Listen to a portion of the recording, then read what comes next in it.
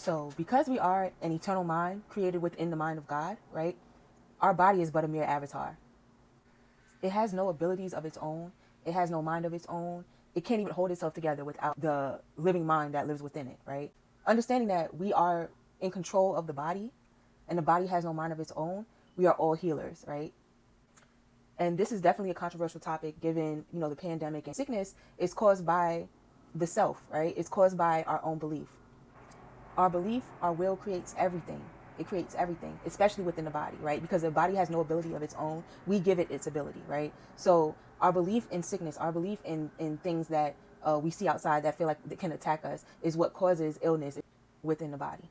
The intensity of our focus here brings us into a lower, denser vibration, right? Because our perception is of that the body is the self, right? Because of our disconnect from our true higher vibrational selves, right? So our belief in our body, our belief in this 3D plane, it creates our reality, right? We have lost sight of who we truly are. We lost sight of our higher vibrational self. We lost sight of our abilities and how we influence our reality, So we look at things such as illness as something that's happening to us, right? Something that jumped onto us, something that came from the outside in. And we think us creating an illness, right? Creating our reality is an impossibility, right? Because we've put so much faith, so much belief into the outside world, right? We put so much belief into the medicines that they can heal us, right? That they actually have healing abilities. But if you look at the placebo effect, a placebo can also heal a person, because it's their belief in that healing power. It's not actually the medicine itself, right? So if you give 4 people a certain type of medicine and you give the 5th one a placebo, which is a pill with no type of medicinal value, right? And you tell them that this is going to help them with this, and this problem, right?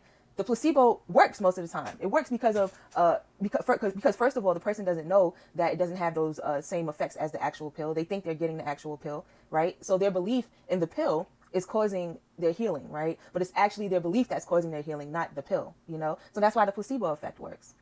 We've taken the faith out of ourselves, out of where the true power lies, right? And put it into the outside world. And that's why we perceive the outside world to be so powerful over us, because we believe it's powerful over us. And our will is the will of God. So the will of God we're giving our perception the will of God. And that makes it true for us. So that means that reality is true for us, right? Because our will is as strong as God's will. God has given it to us, right? And our will is free. So that's what we've done with our will, right? Because we have this veil, because we can't see where the true power lies, we've given it to the outside world. And that's why it seems like illness is being brought upon us. It seems like we have no control over things that are happening in our life, that we have no control over the body. In reality, our power over the body is unlimited. We're the ones that put limits on it. We're the ones that can't see because we don't understand our true power. We don't understand our true nature. And our efforts are not going there, right? Our efforts, we're programmed in a certain way to understand the world the way that we do, right? So until we focus our programming back to ourselves, back to our awareness of self and our awareness of our power, it's going to continue to be that way. So it's a matter of switching that conditioning and conditioning yourself in a different way to understand true power, right? Not a matter of flipping a switch and be like, oh, my body is healthy, but not truly believing it, not truly, it takes time to condition yourself in a different way than you've been conditioned before, And it's so funny because we carry this information. We see it in art all the time, right? We see it in video games, right? You have an avatar, you give it its abilities, you control the avatar and control its abilities. You see it in movies. Avatar, you know what I'm saying? But you see it in other movies too. It's like it's in our art because our art is inspired from spirit, right? Our art is inspired from the things we know internally, right? So we hold this information and we carry it and we put it out into the world, but we put it out under the guise of fantasy or fiction, science fiction, because we don't actively use these abilities, right? We've given this power away, but we're living libraries, so we have all this information inside and we know it and we see it through the things that we create. And when I say create, I'm talking about actual creation, like through inspired by spirit, you know what I'm saying? Not the things that we just do to get money, you know what I'm saying? But actual creation, we see our abilities, we understand who we are, we have a clear picture of the human spirit, which is the true self, right? Our bodies are not the true self. Our bodies are temporary. Our bodies are a vehicle for communication. And our bodies are only supposed to be used to communicate. You know what I'm saying? Because there's no other use for it. If we try to attack each other, then that means we are operating within the ego, right? Because we think we are the body, So we're equating ourselves with the body. So when if we're in attack mode, you're using the body for something other than communication, right? If you are, if you fall into sickness, it's the body's being used for something other than communication. It's not being used in its natural state, right? Our natural state is to come together with one another through the body, in this plane. The body is supposed to be used solely to communicate, to connect, and commune with one another. And to commune with one another means to share. You know what I'm saying? When you're attacking one another, you're in a state of separation, because you don't understand that you are the mind trying to communicate through a body. You equate yourself to the body, so you think it's the attack is attack on another person, when any form of attack is really an attack on the self, because the awareness of self is stuck in a state of the ego's delusion.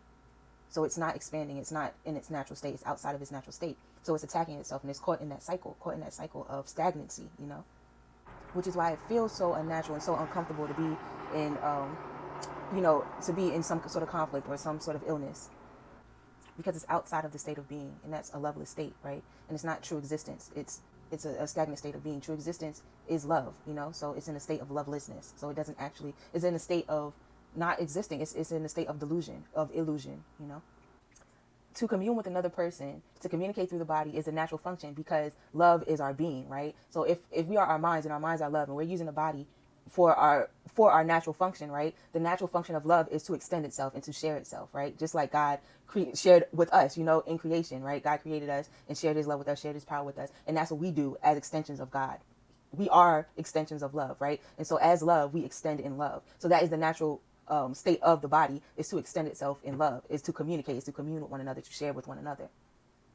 When used for reasons other than that, it's in a state of stagnancy, right? It's not expanding, it's not growing, it's stuck. And so that's why the ego is stuck in delusion. It's not a state of expansion, it's a state of insanity, right? Because it's outside of its natural function.